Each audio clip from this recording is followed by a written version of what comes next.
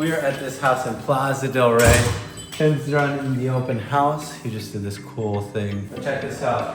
You have this office or den area right next to the living room area. People usually use this as their office. This is a seller that's looking to sell with this. You got the living room here, dining room here, and here's the kitchen area, right?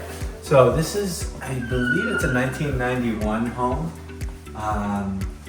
This is their laundry area right here, which also steps out to the carport.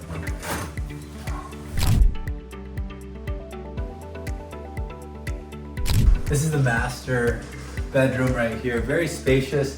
There's 2 other bedrooms on that other area.